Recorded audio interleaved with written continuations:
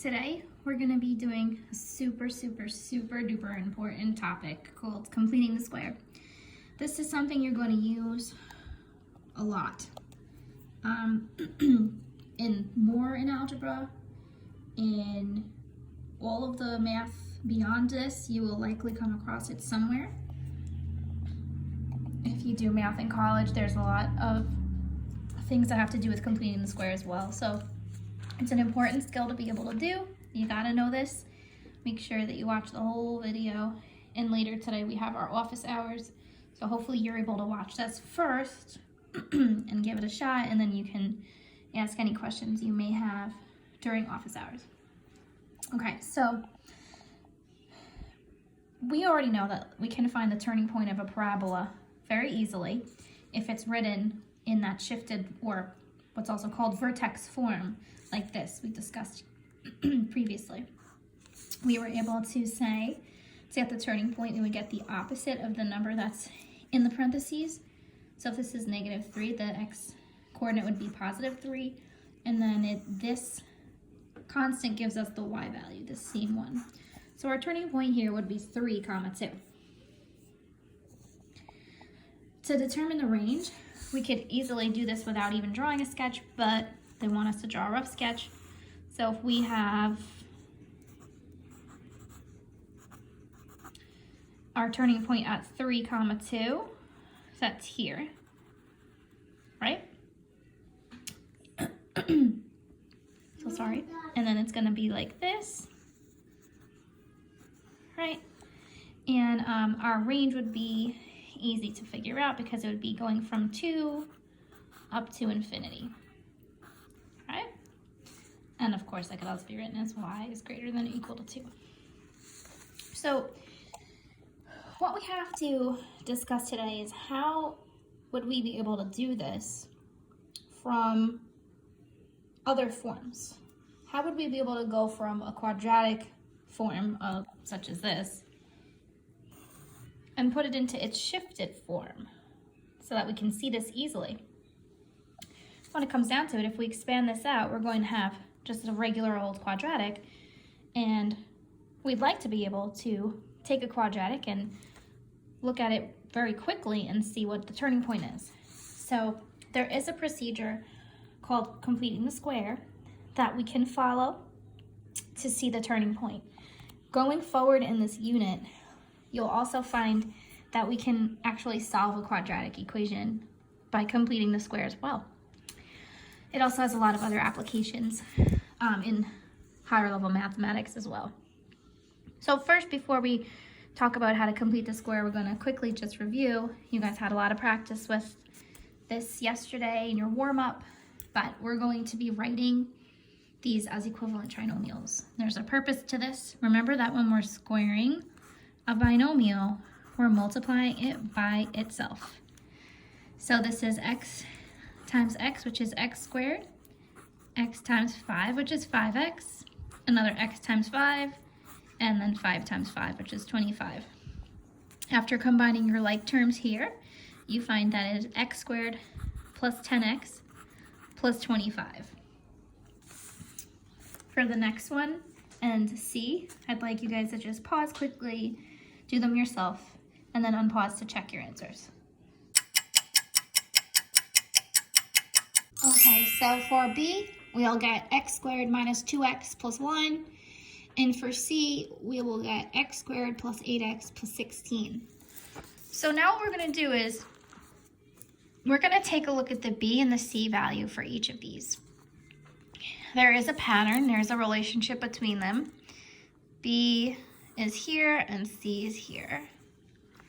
B and C and B and C. Okay?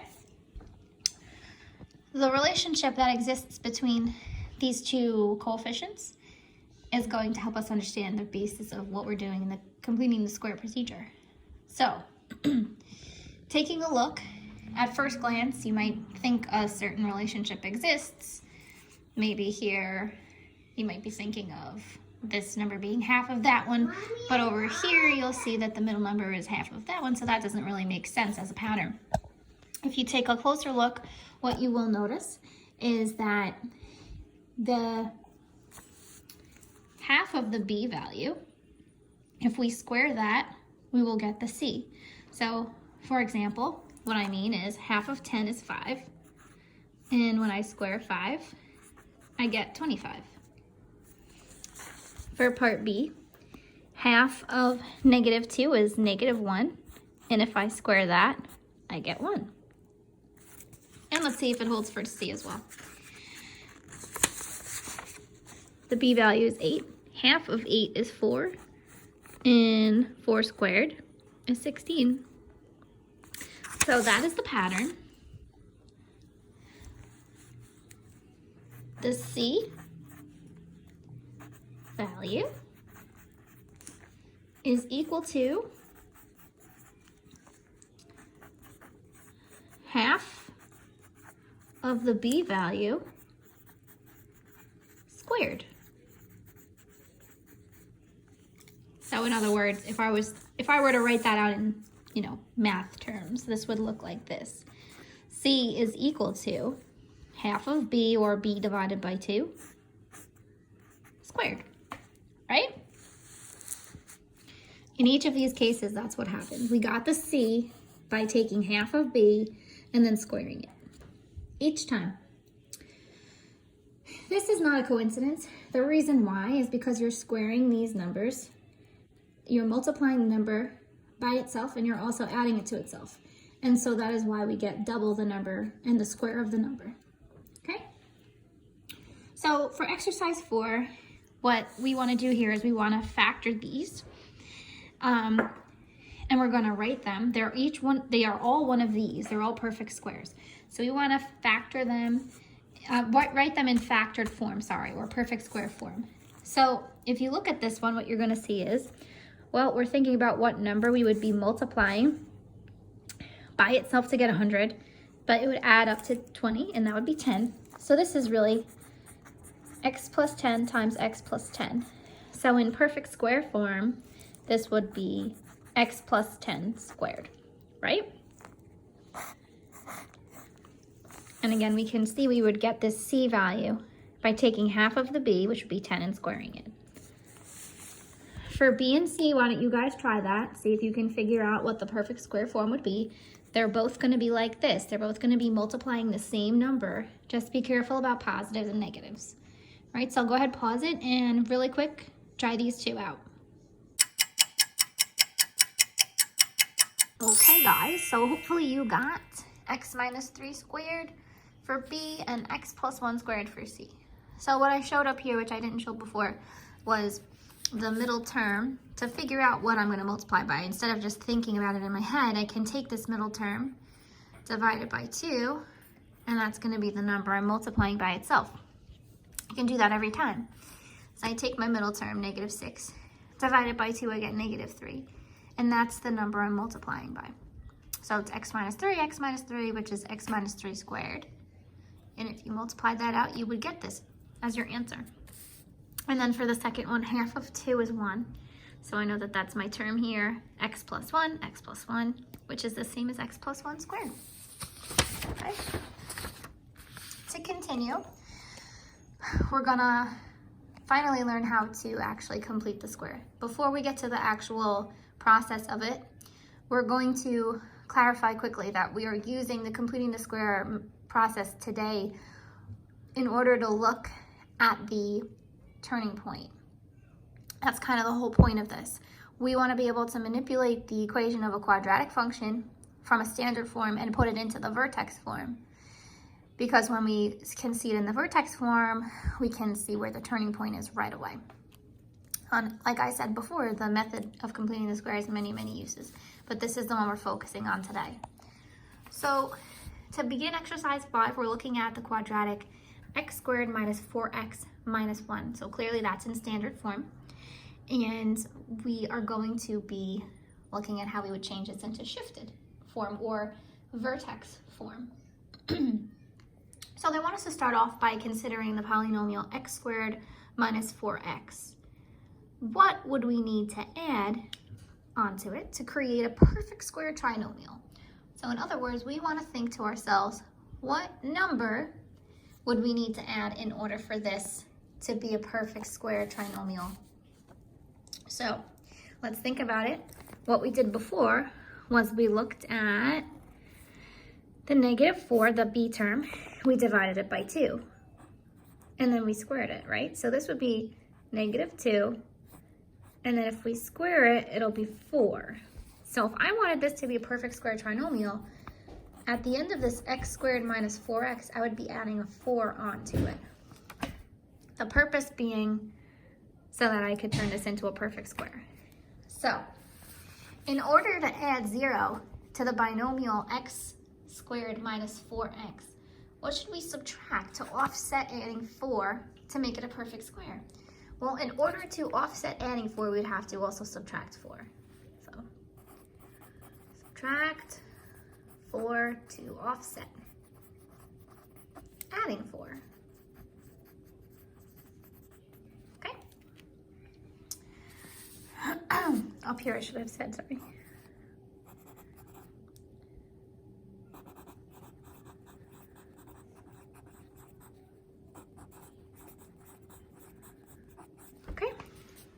So we're going to rewrite the trinomial in an equivalent shifted form.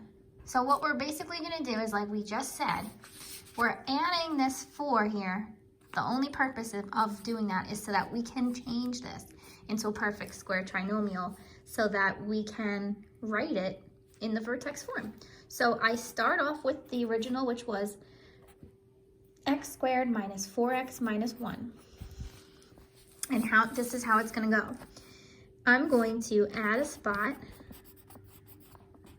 here, and I'm going to subtract here and leave the -1 at the end. The purpose of this is so that when I add the 4, to offset adding it, I am subtracting it as well. But what I'm going to do before this just turns into 0, I'm going to take this and I'm going to turn this into that perfect square trinomial in perfect square form. So I already know what this is going to be because I found it earlier when I did half. It was -2. So I'm going to write this as x minus 2, not 4, x minus 2 squared. And now all I have to do is just actually add these two together. -4 minus 1 will give me -5.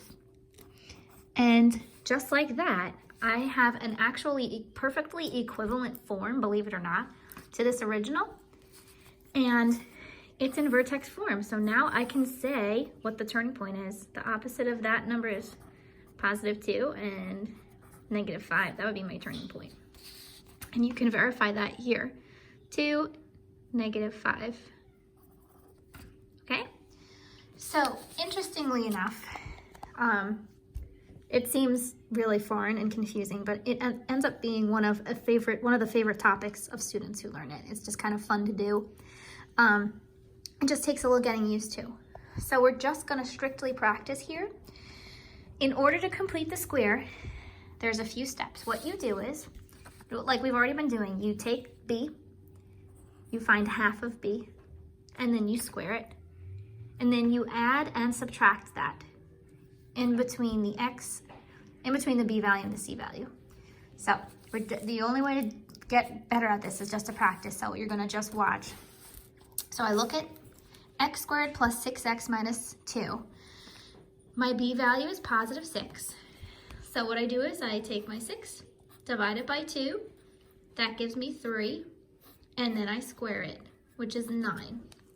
So I'm going to be adding and subtracting 9 to this equation. So I have my x squared plus 6x, and I'm going to put a plus and a minus here, and then I write the -2 at the end so I don't forget it. And in these blanks, I'm putting the 9. So this is +9 minus 9. Ultimately, what happens here is that we're doing these two parts separately. So whole point is so that I can turn this into a perfect square. So a trick for you is that the term that goes in here is always going to be this number that you got before when you did the half, before you squared it. So this is going to become x plus 3 squared. Okay, that's what this is. Because when I factor this, it's x plus 3 times x plus 3. But to put this in vertex form, it's going to be x plus 3 squared. And then I have negative 9 minus 2, which is 11. Okay, and that's the answer. So if I wanted to find the turning point here, I could easily say what it is. The opposite of the number on the inside, that's mean negative 3, and the same number outside, negative 11. Okay, let's do another. So here we go. We find our b value. In this case, it's negative 2. Remember to always pay attention to the sign. Divide it by 2, and I get negative 1. This is the number I already know is going to go in the parentheses when I do it. Then I square this, and I get positive 1. So this turns into x squared minus 2x plus minus plus 11. And in these blanks, I put the 1. Plus 1, minus 1. And remember, this is kind of split up. So now, this is going to turn into a perfect square. So it's going to be the number when you did half. So it's going to be x minus 1 squared. Not equals, sorry. X minus 1 squared. And then this is negative 1 plus 11, which is equal to 10. Okay, so I have x minus 1 squared plus 10 as my new vertex form. And that leaves me with a turning point of the opposite of this, which is 1, and the same here, which is 10. Okay, we're going to do one more, and then you guys will try the last 3 on your own and compare answers. Okay, so for C, my B value is negative 10. So I cut that in half, which is negative 5, and then I square it, which is 25. Okay, so what's going to happen here? This becomes x squared minus 10x plus minus plus 27. Don't forget that part at the end. And in here goes plus 25 minus 25. Okay, just need to adjust this real quick. Sorry, I don't have enough room. Okay, there we go. Okay, so now we're looking at this. We're going to turn this into that perfect square. If you don't want to think about it, all you have to do is look here. The number that you found originally is going to be what you use. So that's minus 5. So this becomes x minus 5 squared. And then you do the last piece here, 27 minus 25, which is positive 2. Okay, so my vertex form is x minus 5 squared plus 2. And then my turning point is the opposite of this, which is 5. And the same, which is 2. So the vertex is 5, 2. Only thing that I'm not doing here that I should be doing is writing y equals before this, each of these. Okay, so what I'd like for you guys to do is pause, try these 3 on your own, and then unpause and compare. For D, don't get thrown off by the fact that there's no C value. You're just still adding and subtracting from this. You just don't have anything to add on at the end. Okay, so go ahead and pause and give this a shot.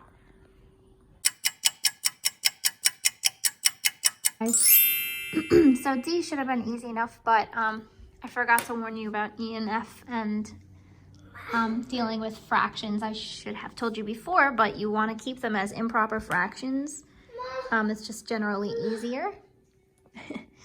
So for D, you find half of B, which is 4, and then square that, which is 16. Add it and subtract it. The only difference here is that there's no C value to bring down. So this turns into x plus 4 squared minus 16, and that leaves your turning point or your vertex as negative 4, negative 16. For E, you do half of 5. I'm sure a great majority of you left this as a decimal, so I'm sorry I didn't tell you, but it's okay. You do want to try to leave it as an improper fraction just for algebras, for how we're dealing with these in algebra for right now. Okay, so this is half of 5 squared is 25 over 4. So you're adding and subtracting that, bringing down the 4. And then this, You don't have to think about it, remember? You're just taking this number here that you did half. So that's x plus 5/2 squared. And then when you do this, it's minus 9/4. Just throw that right in your calculator, the negative 25/4 plus 4. Don't stress yourself out, put it right in the calculator. And then that leaves our turning point as negative 5/2 and negative 9/4. And finally for f, same type of a deal. We have to divide negative 9 by 2. So we're leaving it as negative 9/2. Squaring it, we get 81/4. And adding, subtracting, and bringing down the minus 2. Again, don't stress out trying to figure out what this number is. It's just the same one you got here when you divided it by 2.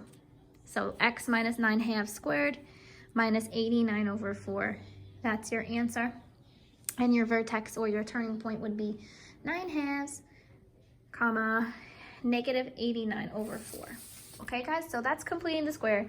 They're not usually like these. They're usually like these ones, these easy ones. Okay, so don't worry too much. On your homework, I think it's, yeah, they're pretty straightforward. Okay, the applications question is a little tricky. The reasoning question is very, very easy. So if you want to try the reasoning questions on the homework tonight, go for it. Okay, and don't forget we have office hours today. So if you need to ask any questions about this, or if my suggestion would be to try the homework. And then if you have any trouble on the homework, you'll be able to ask me during office hours. And just to remind you, this is not the last time we're going to be dealing with completing the square. It's going to be coming up very, very soon again in the same unit. Actually, we're going to be talking about more about completing the square. Sorry, I can't speak today, but that's that. Okay, so I hope you guys have fun with this. It's actually a fun topic once you get used to it. All right, good luck.